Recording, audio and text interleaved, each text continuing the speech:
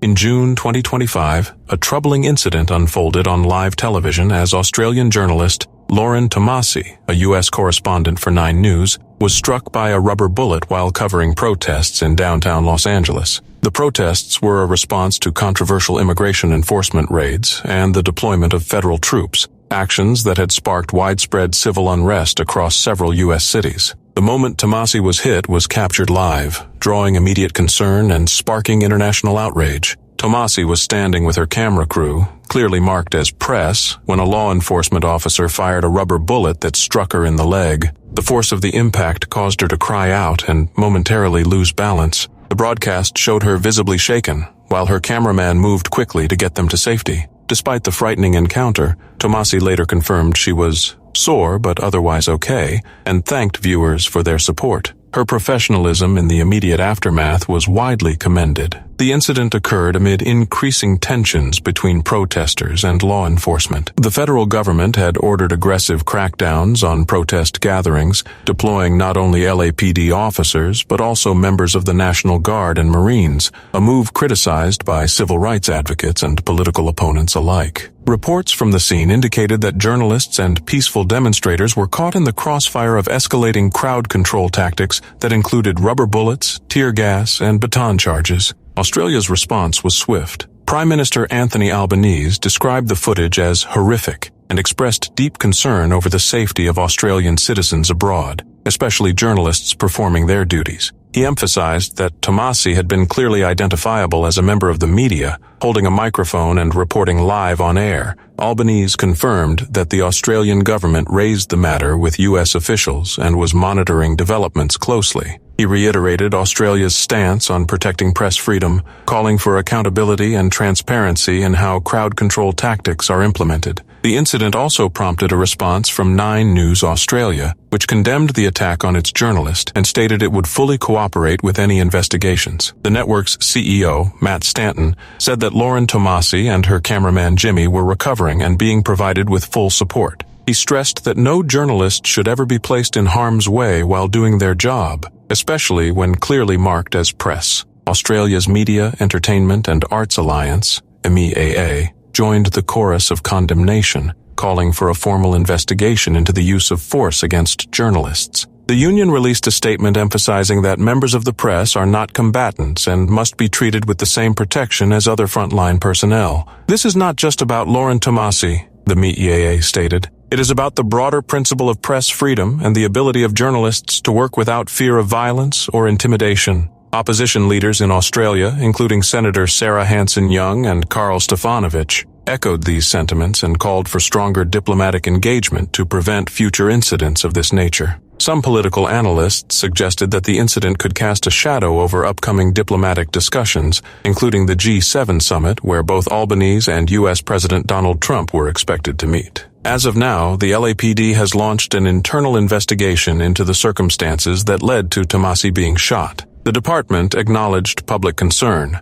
and stated that it would examine body cam footage and tactical decisions made during the protest. While Lauren Tomasi has resumed her duties, the episode has reignited debate over the use of non-lethal weapons in protest management and the ongoing risks faced by journalists reporting from conflict zones, even in democratic nations. This incident stands as a stark reminder of the dangers frontline reporters face and the critical importance of protecting journalistic freedom in volatile situations. Tommy Cooper was one of Britain's most iconic comedians, instantly recognizable with his towering height, booming voice, and that ever-present red fez perched on his head. With his unique blend of slapstick humor and intentionally clumsy magic tricks, he had a way of making people laugh with his sheer presence alone. But on the evening of April 15, 1984, what began as another night of entertainment on a live television show quickly turned into one of the most tragic and shocking moments in British broadcast history. That Sunday, Cooper was performing on a popular variety program called Live from Her Majesty's, which was being aired live to millions of viewers on ITV. The show was hosted by Jimmy Tarbuck and featured a number of musical and comedic acts. When Tommy Cooper walked onto the stage, the crowd greeted him with enthusiastic applause. It was just another performance in a long and storied career, or so it seemed. Cooper began his routine in classic fashion, delivering one-liners, fumbling through deliberately terrible magic tricks, and using his imposing frame to great comedic effect. But then,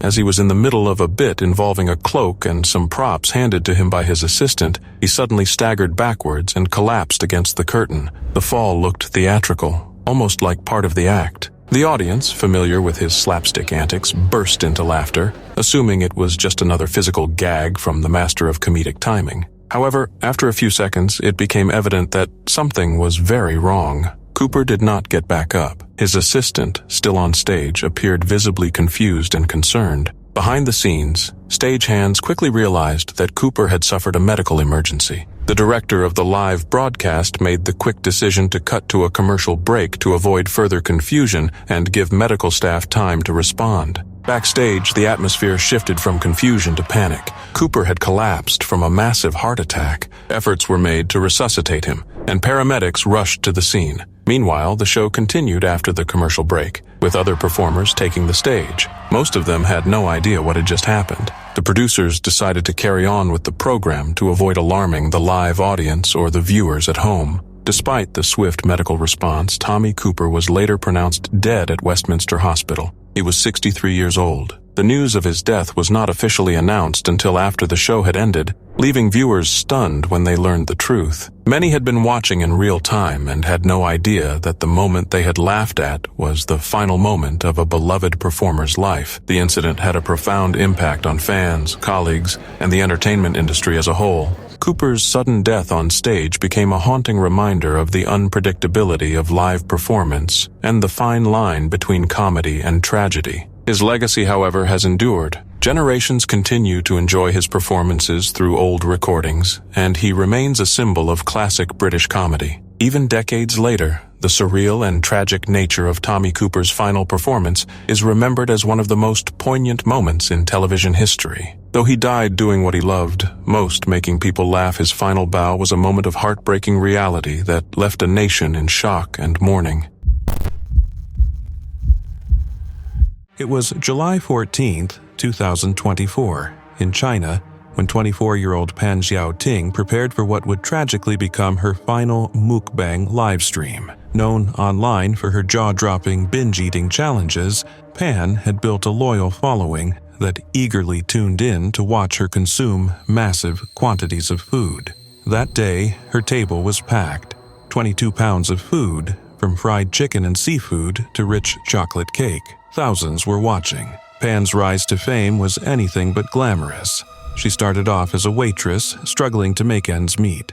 But everything changed when she discovered Mukbang, a viral trend that began in South Korea, where creators livestreamed themselves eating large meals while chatting with their audience. At first, it was just a hobby, but Pan's charisma and willingness to take on outrageous food challenges quickly earned her a growing fan base. She soon quit her job to become a full-time content creator. To keep up with the competition, Pan rented a professional studio and invested heavily in her live stream setup. The effort paid off. Donations and gifts poured in, and she became one of China's most popular mukbang influencers. But behind the scenes, her success came with a dangerous price.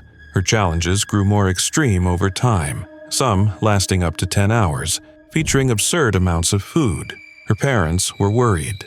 They begged her to slow down, warning her that no amount of money was worth risking her health. But Pan believed she had it under control. Unfortunately, that wasn't the case. She had already been hospitalized several times for internal bleeding and digestive issues. Still, she pushed on, driven by the expectations of her fans and the pressure to keep topping her last performance. On the day of her final stream, everything seemed routine. Pan smiled for the camera, chatted with viewers, and began devouring the huge meal in front of her. Fans cheered her on in the comments, but as the hours went by, her demeanor changed. Her pace slowed, her breathing became labored, and she looked visibly uncomfortable. Concerned viewers began urging her to stop, but Pan, determined to finish the challenge, kept eating. Then, midstream, she collapsed. Panic exploded in the live stream chat. Viewers pleaded for someone to help. Emergency services were called, but by the time they arrived, it was too late. Pan was pronounced dead at the scene. The autopsy revealed the grim details. Her stomach had ruptured from the massive intake of food, leading to internal bleeding and fatal complications. Experts later explained that eating such enormous quantities can stretch the stomach to dangerous levels, compress major blood vessels, and put severe strain on the heart. Pan's death reignited fierce debate over mukbang culture. Once meant to keep lonely viewers company during meals, the trend has increasingly become a spectacle of excess. Despite China's 2021 ban on binge-eating content under an anti-food waste law, many creators, including Pan, continued streaming these risky sessions. Her passing left fans heartbroken and shocked. Some mourned her deeply, while others questioned how content like this is still allowed. Pan's story is now a sobering reminder of the high cost creators can pay in the pursuit of online fame. In 1984, a case out of Baton Rouge, Louisiana, shocked the nation and raised questions that are still debated to this day, questions about justice, vengeance, and the limits of human restraint. It all began when 11-year-old Jody Plosh, a bright and athletic young boy, was abducted by his 25-year-old karate instructor, Jeff Doucet. What seemed like a trusting mentorship turned into a nightmare when Doucet, abusing his position of power, kidnapped Jody and took him on a cross-country trip to a motel in California. During this time, Doucet not only kept Jody hidden from his panicked family and authorities, but he also allegedly sexually assaulted him, a revelation that would horrify any parent. When the FBI finally located them and brought Jody home safely, relief swept through the Plosh family. But for Jody's father, Gary, something darker was brewing beneath the surface. Gary wasn't just relieved, he was enraged. While most parents might place their faith in the justice system, Gary's faith had been shattered by the unthinkable trauma inflicted on his son.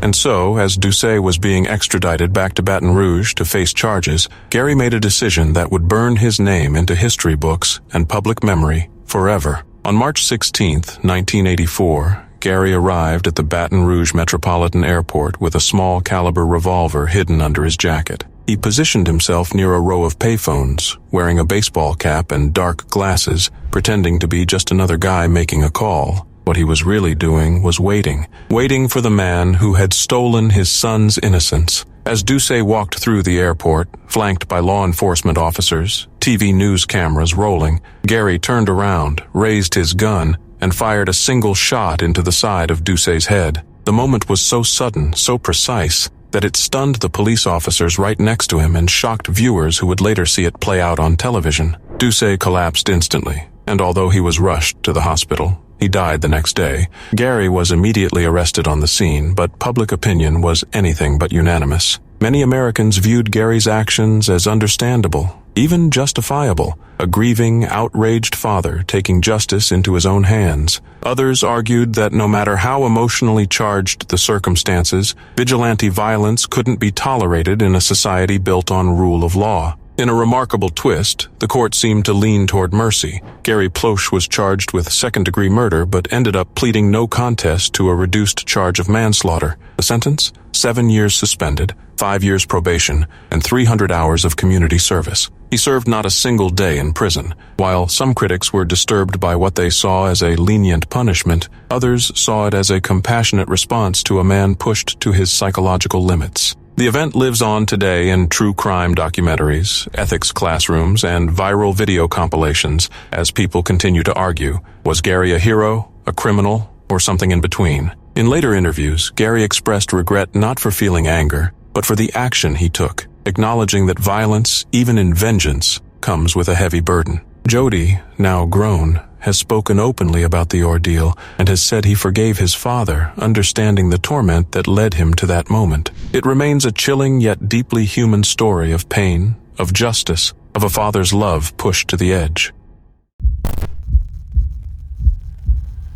On the morning of January 28, 1986, America tuned in with a rare, united sense of anticipation. It was a day that was supposed to mark a hopeful new chapter in space exploration, a mission not just for science, but for inspiration. The Space Shuttle Challenger, set to embark on mission STS-51L, carried 7 astronauts, including a schoolteacher named Krista McAuliffe, who was selected from thousands to become the first civilian and educator in space. For millions of students across the country, Her presence transformed this launch into a personal event. Classrooms paused lessons to watch it live. Parents, educators, and the press rallied around the idea that this was a turning point, a blending of space science and public engagement. But within 73 seconds of liftoff, that hopeful moment dissolved into horror as the Challenger broke apart in midair, a bright fireball suddenly replacing the elegant arc of the shuttle's ascent. What looked like an explosion unfolded in front of stunned eyes.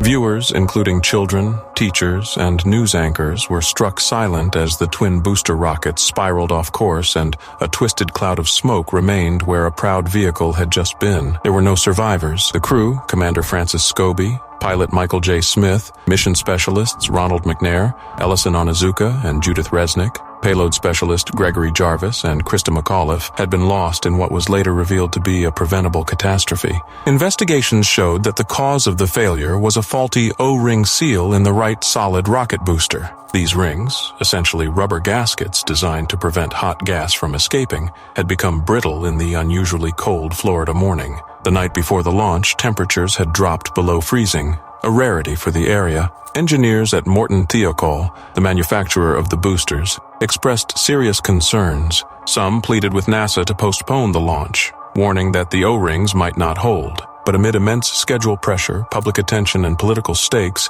NASA officials pressed forward. When the shuttle launched, the O-rings failed almost immediately, allowing hot gases to escape and burn through the external fuel tank. This led to the structural disintegration of the shuttle, not an explosion in the Hollywood sense, but a collapse of the vehicle under extreme aerodynamic forces. The Rogers Commission, formed by President Reagan to investigate the disaster, laid bare a haunting combination of technical flaws and organizational failures. It wasn't just the hardware, it was the culture. Engineers had known for years that the O-rings had issues. Warnings were raised but routinely dismissed or downplayed. The commission exposed a communication breakdown within NASA where concerns from lower-level engineers never reached decision-makers or were actively suppressed. The result was a tragedy not born of chance, but of complacency. The Challenger disaster sent shockwaves through NASA and the country. Shuttle missions were suspended for nearly 3 years. There was a deep reevaluation of safety protocols, risk communication, and organizational decision-making.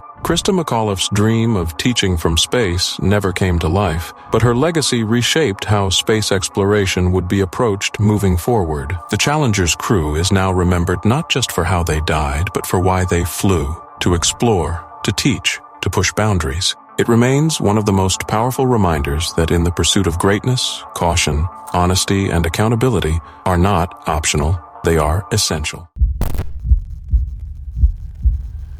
It was September 14, 2020, in Aba, a Tibetan autonomous region in Sichuan province, China, when tragedy struck during what started as an ordinary live stream. Lamu, a 30-year-old Tibetan video blogger, had become a beloved figure online. With over 780,000 followers on Douyin, China's version of TikTok, she charmed audiences by sharing slices of rural Tibetan life, cooking traditional meals, foraging in the mountains, lip-syncing to songs, and always dressed in traditional clothing, makeup-free and glowing with authenticity. Her content was simple but heartfelt, and it resonated with people across the country. But behind her bright smile was a darker story. Lamu had been trapped in an abusive marriage. In June 2020, she finally divorced her husband Tang after enduring years of mistreatment. Even after the separation, he continued to harass her, demanding she return to him. Lamu stood firm in her decision, not realizing the danger that still loomed. On the morning of September 14th, she posted her final video, singing a traditional Tibetan song. Later that day, she went live again, casually chatting with fans, but suddenly, the stream went dark. What her viewers didn't know was that Tang had entered her home, carrying a bucket of gasoline. Off camera, but still live, he doused Lamu in the liquid and set her on fire. Though the screen remained black, the horrifying sounds of chaos and Lamu's screams were broadcast to thousands of stunned viewers, powerless to help.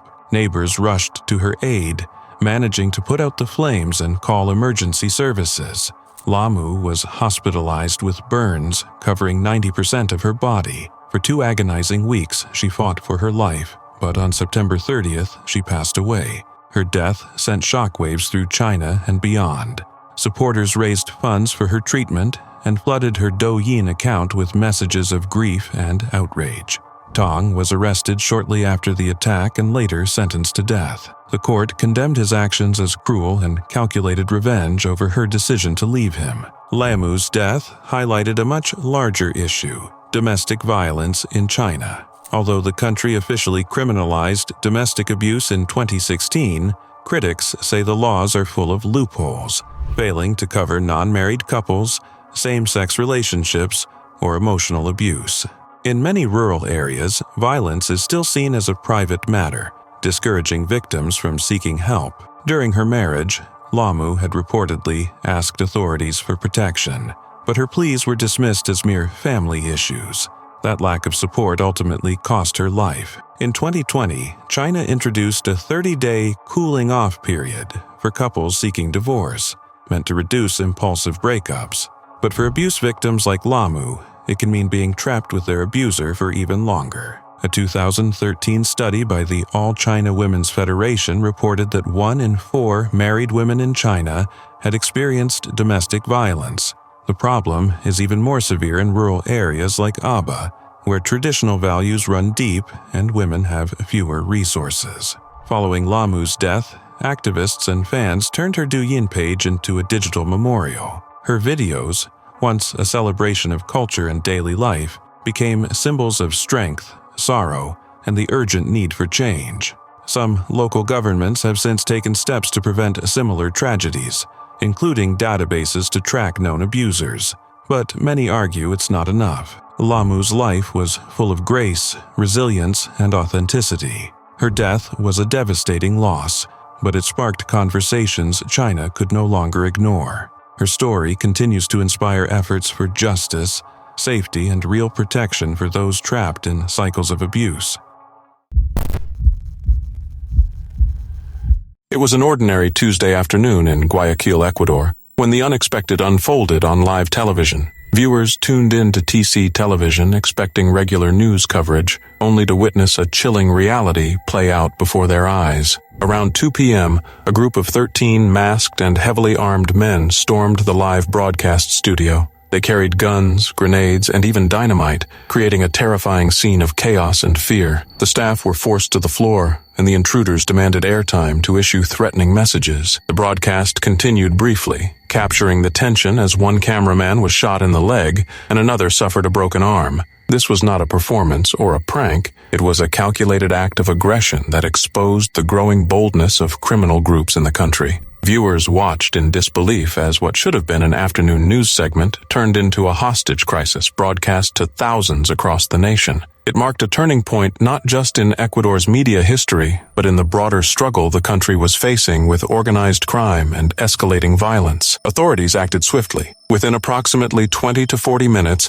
tactical police units and military forces stormed the studio in a high-stakes rescue operation. Hostages were freed and all 13 assailants were taken into custody. The intervention was swift and decisive, bringing the dangerous situation to an end without further loss of life, yet the message had already been sent. The incident was more than a violent act. It was symbolic. It showed how far criminal organizations were willing to go to instill fear and exert control, even over national broadcasts. Ecuador had already been grappling with rising violence, sparked by the recent escape of Adolfo Fito Macias, a notorious gang leader linked to drug trafficking and prison riots. This televised siege added fuel to a growing fire. The government responded by declaring a nationwide state of emergency. President Daniel Noboa also labeled 22 criminal gangs as terrorist groups and authorized military action against them. This marked a shift in the country's approach to combating organized crime, moving toward a more aggressive and militarized response to a crisis that had long been brewing beneath the surface.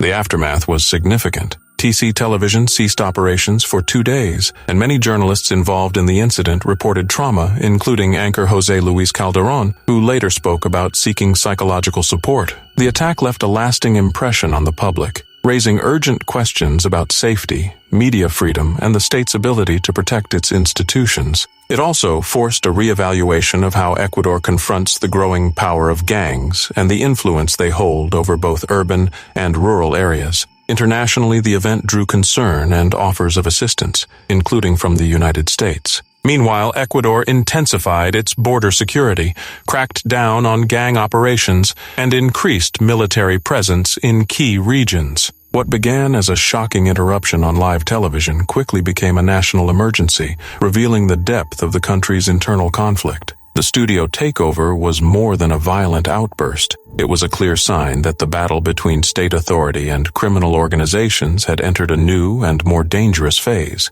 And for the people of Ecuador, it served as both a wake-up call and a chilling reminder of the stakes involved in reclaiming public safety.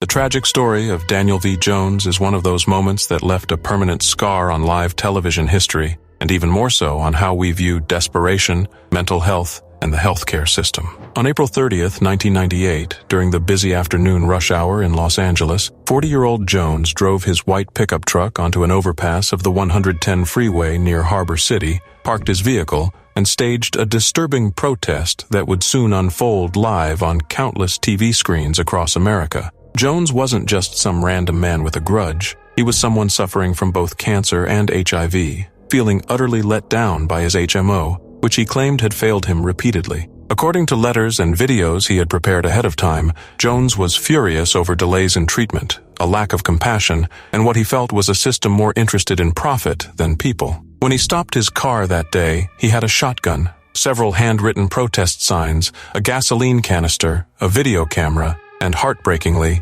his dog with him. Television helicopters arrived swiftly, and news stations, perhaps sensing something dramatic unfolding, began broadcasting the standoff live. For over an hour, the nation watched as Jones held up signs blaming HMOs for prioritizing money over lives, urging people to live freely and fight for safer health care. At one point, in a moment that deeply disturbed viewers, he released his dog from the truck only to tragically shoot it moments later, a gesture that left many shocked and confused. But the most horrifying moment was still to come. After standing atop his truck and pouring gasoline over himself, Jones, still being filmed in real time, lit himself on fire and then, while engulfed in flames, took his own life with a single shotgun blast to the head. The camera captured everything. Several stations, caught off guard and without a time delay, broadcast the entire sequence live to unsuspecting viewers, including children who happened to be watching TV that afternoon. The backlash was immediate and fierce. News networks were slammed for airing something so graphic without warning, and the incident led to many stations reevaluating their live coverage policies. But beyond the media firestorm, Jones's final act raised haunting questions about the state of America's healthcare system. Was he mentally ill, pushed to the edge by disease and despair? Or was this a calculated, tragic message to the world? A final cry for help and justice from someone who felt invisible? In his pre-recorded tapes and notes, Jones made it clear that he didn't want to die in silence. He wanted people to know how deeply he had suffered, not just from illness, but from neglect and bureaucracy. While many were understandably horrified by the nature of his protest, others couldn't help but acknowledge the bitter truth behind his anger. His suicide, as gruesome and tragic as it was, brought attention to the very real pain of navigating a broken healthcare system. Today, the Daniel V. Jones incident remains one of the most unforgettable and chilling moments ever aired on live TV. It's remembered not just for its shock value, but for the man behind the flames, a man who felt so unheard and unsupported that he chose to make his final stand in the most public way possible. His death was not just a protest. It was a cry for dignity in a world that had, by his account, stripped him of it. It was May 16, 2024, in Suffolk, Virginia, a day that would end in unimaginable tragedy. Raleigh Freeman III, known to his fans as rapper Rio Honcho, was only 17 years old. Full of talent, drive, and charisma, he was building a name for himself in the music world.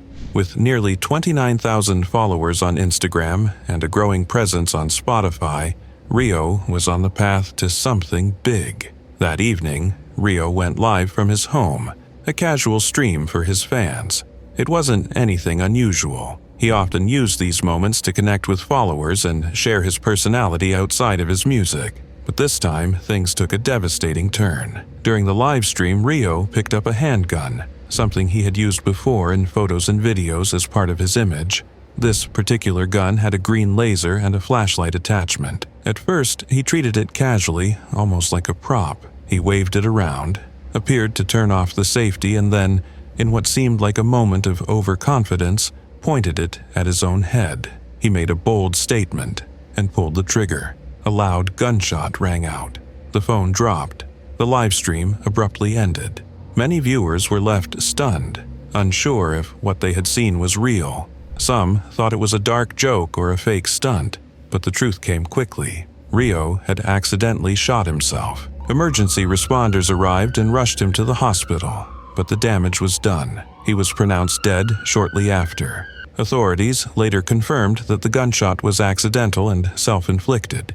The news rocked the local community and sent shockwaves through his online following. Rio wasn't just a promising rapper, he was a son, a student, a friend. His mother, Monica Savage, a single parent who had poured her heart into raising her only child, was devastated. In a heartbreaking interview, she spoke through tears, describing the moment she found him and her wish that she could bring him back. In the wake of the tragedy, Rio's cousin started a GoFundMe to help cover funeral expenses. The campaign highlighted the family's pain and Monica's deep love for her son. Support flooded in from fans and strangers alike. At school, teachers and classmates mourned his loss. His teacher, Cara Dorsey, shared words of encouragement online, urging students to honor Rio's legacy by working toward their dreams.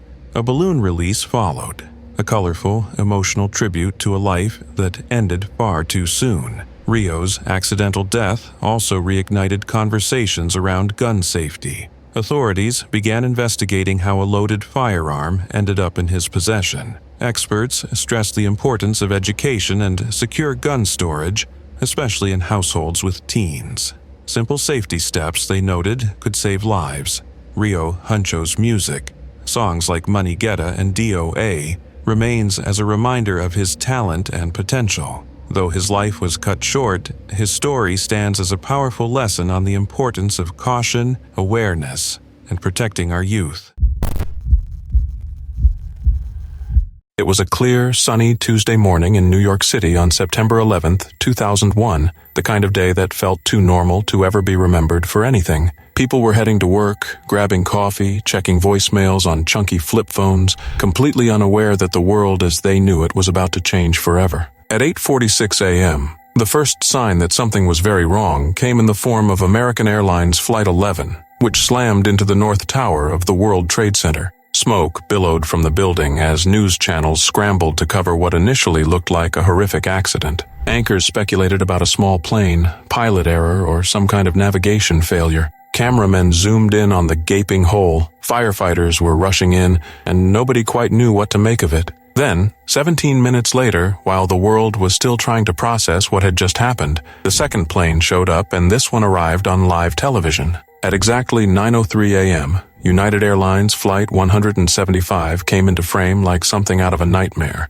It flew low and fast, banking ever so slightly before plunging straight into the South Tower in a fiery explosion that left millions of people around the globe staring at their TVs in pure shock. This wasn't a replay, and it definitely wasn't a movie. It was real, it was live, and it was devastating. The moment the second plane hit, the narrative changed instantly. This wasn't some bizarre accident, it was an attack. A coordinated, deliberate, terrifying attack. News anchors went from confused to horrified in real time, their voices cracking as they tried to make sense of what they were witnessing. Many people watching at home didn't even realize what was happening until it was over. Some thought it was a special effect or a re-airing of the first crash. But no, this was different. This was history unfolding in the most terrifying and unfiltered way imaginable. Multiple camera angles caught the second strike, news helicopters hovering above Manhattan, amateur videographers on the ground, and even tourists who just happened to be pointing their camcorders at the towers. One particularly famous clip, captured by the French filmmaker brothers Jules and Gédéon Naudet,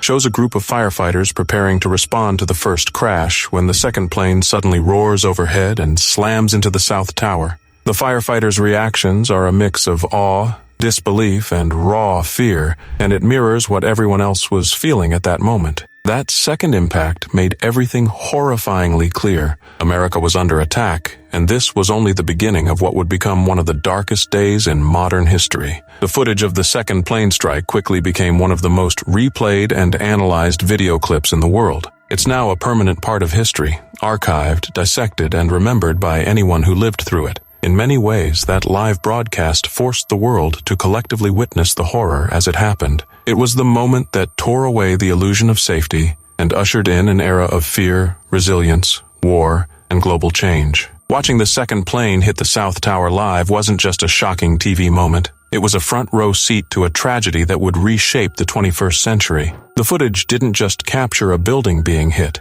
It captured the instant a nation realized everything had changed. On the morning of July 15, 1974, in the small city of Sarasota, Florida, a young television journalist named Christine Chubbuck arrived at WXLT-TV, Channel 40, carrying a bag that held more than just scripts. She was calm, composed, and even joked with her colleagues before going live on air. What they didn't know was that Christine had spent weeks preparing for what would become one of the most shocking and tragic moments in broadcast history. She would take her own life, live on television. Christine wasn't your average local news anchor. She was smart, serious about her work, and often clashed with station management over their preference for sensational, violent stories. She believed in meaningful journalism, not just blood, guts, and car crashes. Ironically, that was exactly the kind of content her station was chasing, and exactly what she referenced before ending her life. That morning, during the broadcast of Suncoast Digest, a public affairs show she usually hosted, Christine read a few local news items. Then, without changing her tone or demeanor, she looked into the camera and said, "In keeping with Channel 40's policy of bringing you the latest in blood and guts and in living color, you are going to see another first, attempted suicide." Before anyone could react, Christine pulled out a .38 caliber Smith & Wesson revolver from beneath her desk, placed it behind her right ear, and pulled the trigger. The screen quickly faded to black. Viewers at home were left stunned, and in the studio, chaos broke out. Her co-workers initially thought it might be a dark joke or a twisted stunt, but when they reached her and saw the severity of the wound, the horrifying reality hit. Christine was rushed to Sarasota Memorial Hospital, where she remained in critical condition for 14 hours before succumbing to her injury. She was just 29 years old. This wasn't a spur-of-the-moment act. Christine had been suffering from severe depression for years. She had even been seeing a psychiatrist, though her family said they didn't realize how deep her struggles truly were. She lived at home with her parents and had often expressed feelings of loneliness and frustration, especially over her lack of social connections and romantic relationships. Just weeks before the incident, she told a colleague she had bought a gun and planned to do something crazy. They thought she was joking. Christine had gone as far as to write a complete script for that day's broadcast, including a post-shooting bulletin to be read by another anchor. In it, she even included her condition and the name of the hospital she would be taken to. She had also requested to do a special segment on suicide not long before her death, hoping to interview local officials about prevention and mental health. The request was denied. After her death, the network and station were heavily criticized, not only for their content policies, but for failing to recognize the signs. However, Christine had been deliberate in hiding the full extent of her intentions. The video of her final broadcast was never aired again. Only one known tape existed, which was turned over to her family and later reportedly destroyed. Christine Chubbuck's tragic final act left behind more than shock. It sparked vital conversations about mental illness, media ethics, and the human cost of sensational news. Her story was later retold in documentaries and dramatized in the critically acclaimed 2016 film, Christine. Today, her name is often remembered alongside discussions about suicide awareness, the pressures of journalism, and the importance of recognizing cries for help, even when they're masked by a smile and a sign on script. It was January 27, 2021, in the quiet town of Smolin, Russia. At around 6 p.m., a familiar face appeared on a controversial YouTube channel known as First Step. That face belonged to 60-year-old Yuri Duchetskin, affectionately called Grandpa by his online fans. Yuri was no stranger to the channel. He'd become a regular over time, known for his warm personality amidst the chaos of each stream. But sadly, That night would be the last time viewers saw him alive. Yuri was participating in yet another live stream, broadcast to about 150 people. The stream followed the same format the channel had become infamous for: dangerous stunts, reckless dares, and viewers donating money to push things further. But this time, things took a tragic turn. During the broadcast, Yuri was encouraged by the host and viewers to drink an alarming amount of vodka, reportedly around 1.5 liters. As the stream carried on, Yuri's condition began to deteriorate. His speech slurred, his body swayed, and soon he collapsed. Yet the camera kept rolling. What made this even more disturbing was that Yuri's motionless body remained on display, live on camera, for quite some time. Some viewers grew worried and tried to raise alarms in the chat. Others didn't take it seriously, brushing it off as part of the show. When emergency responders finally arrived at his apartment on Udorov Street, it was too late. Yuri was already gone. The channel was run by a 39-year-old man known online as JEA, and it had developed a reputation for what are called trash streams. These types of live broadcasts typically feature vulnerable people, those struggling with addiction, homelessness, or poverty, who are convinced to perform degrading, risky, or outright dangerous acts in exchange for viewer donations. The more extreme the content, the more money rolled in. And Yuri, unfortunately, had become one of the most recognizable figures in this exploitative ecosystem. He wasn't just a guest, he was part of the show's identity. Over time, the pressure to keep things entertaining meant pushing boundaries further and further. The chaos of the stream that night, blaring music, a cluttered apartment, loud voices, masked the very real danger Yuri was in. As he downed more vodka, the audience egged him on, unaware, or perhaps unwilling to admit, how serious things were becoming. Once he collapsed, there was a moment of reckoning. While some in the chat begged for help to be called, others kept sending messages and donations as if it were still a game. Paramedics eventually arrived, but the damage was done. Preliminary reports suggested Yuri had died of alcohol poisoning, but a full investigation was quickly launched to find out exactly what happened and who should be held responsible. The reaction was swift.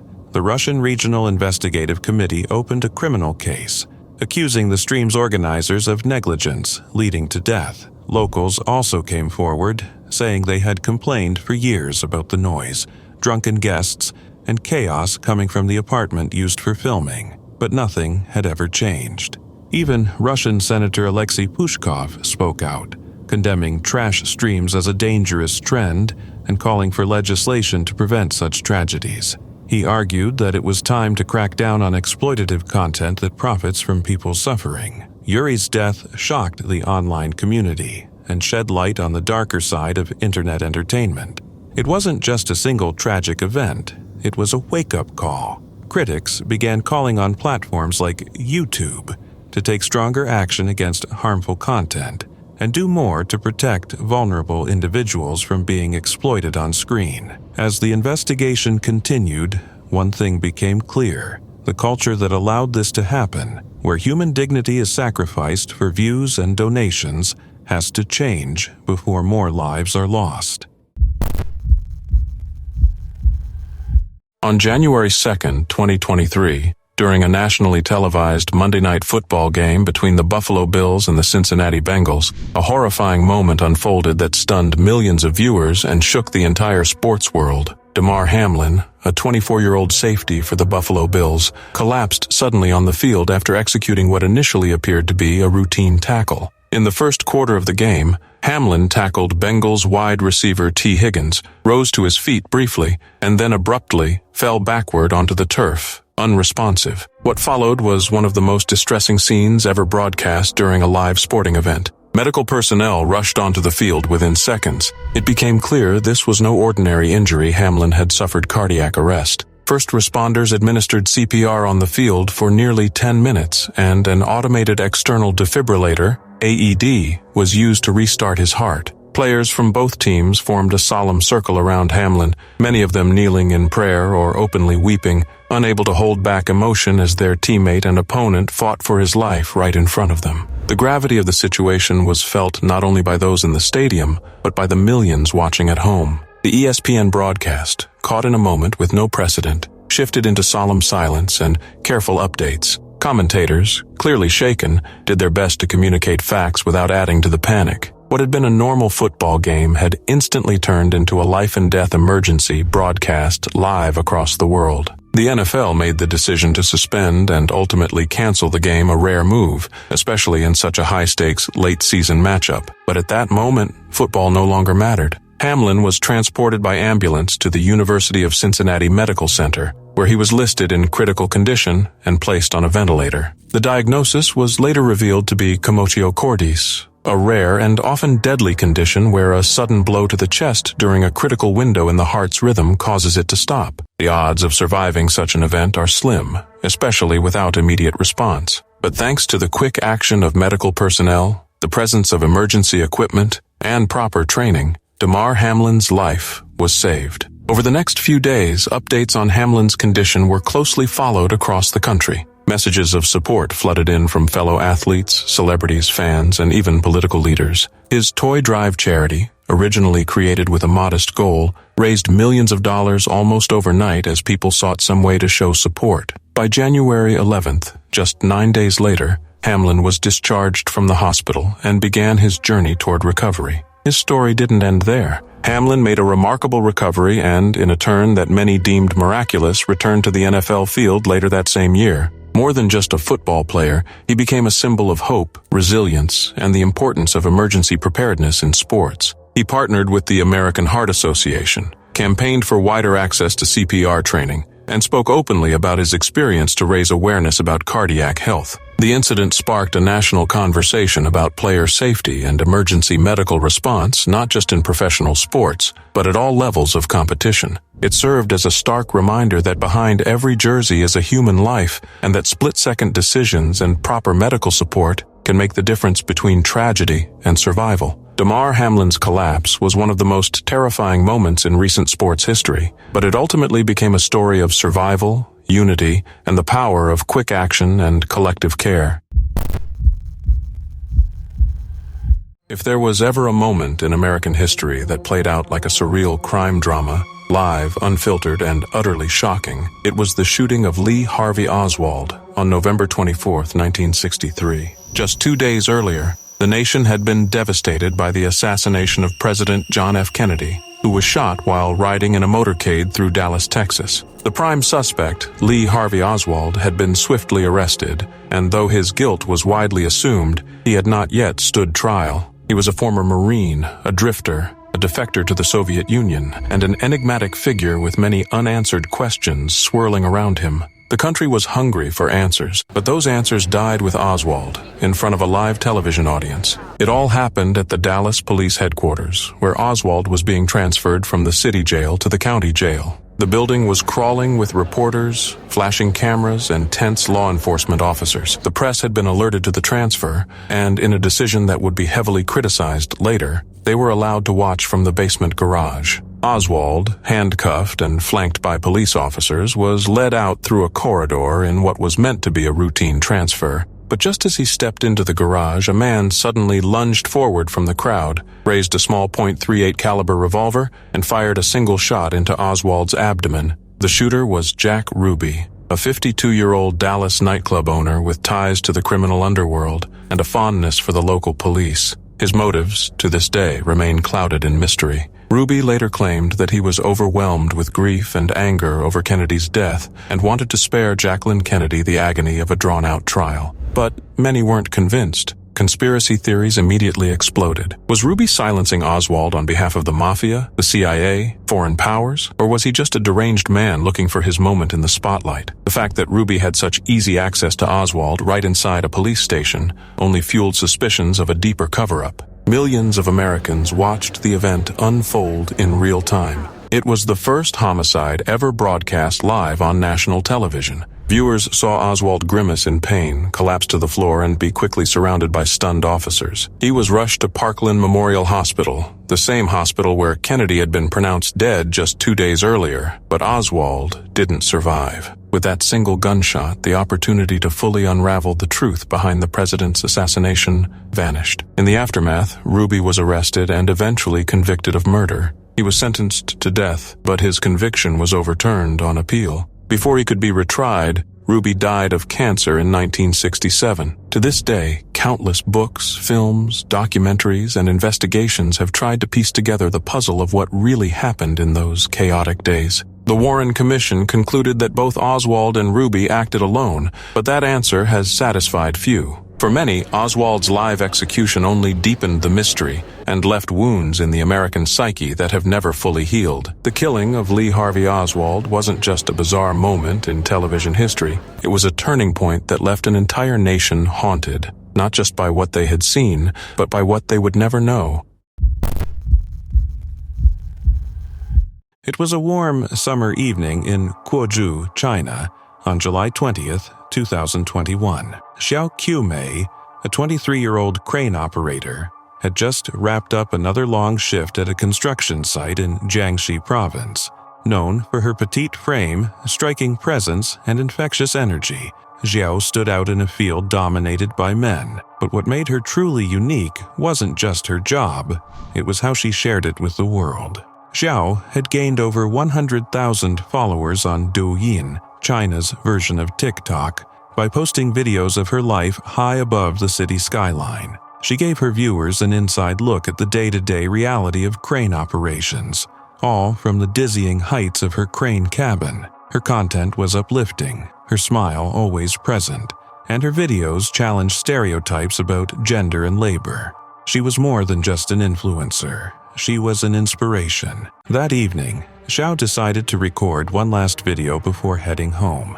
Her followers were used to her cheerful tone and playful style, often set against the unique backdrop of the construction site. At around 5:40 p.m., most of the workers had already left. The site was mostly quiet, with just a few people lingering. Xiao set up her phone, smiled at the camera, and began dancing and speaking like she always did, full of life. Then, in an instant, everything changed. The video turned blurry. Metal beams rushed past the screen. A sharp, terrifying scream echoed through the phone. Xiao's scream. She had fallen from her crane, nearly 160 feet to the ground below. Emergency responders arrived quickly, but it was too late. She was pronounced dead at the scene. Initial reports suggested that Xiao had been filming at the time of the fall, leading many to speculate that she was distracted by her phone, but her family firmly denied that. They explained that she was always cautious and professional, and she kept her phone in her bag during working hours. According to them, the fall happened because she missed a step while climbing down from the crane. A tragic accident, not a careless mistake. News of her death sent shockwaves through her fan base and across social media. Her followers, who had watched her dance and smile just hours earlier, were heartbroken. Many couldn't believe it. Some even shared the final moments of her video online, igniting debates about the ethics of circulating such personal and traumatic footage.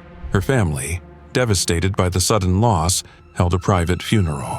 In keeping with local tradition, her ashes were placed under a small umbrella on a table. Simple, quiet, and deeply moving. Authorities in Jiangshan City confirmed the incident and launched an investigation into whether proper safety protocols had been followed at the site. No further details were made public, but the tragedy raised broader concerns about safety in high-risk professions and how social media influences behavior in the workplace. Xiao's rise to internet fame was built on authenticity. She didn't pretend to be someone she wasn't. Her content was real, relatable, and refreshing. She showed the world what it was like to balance tough work with the joys of everyday life, all while raising 2 young children. Her videos reminded people that crane operators weren't just part of the background, they were essential. Even though her family insisted her death wasn't connected to social media, the incident sparked comparisons to other tragedies, like the recent passing of Instagram personality Sophia Chung, who died after falling while taking a photo at a waterfall. Xiao Mei's story became a haunting reminder of how fragile life can be. Her vibrant spirit, so full of light and determination, was gone in a moment. As her followers mourned an online icon, her loved ones were left to grieve a daughter, a mother, and a wife.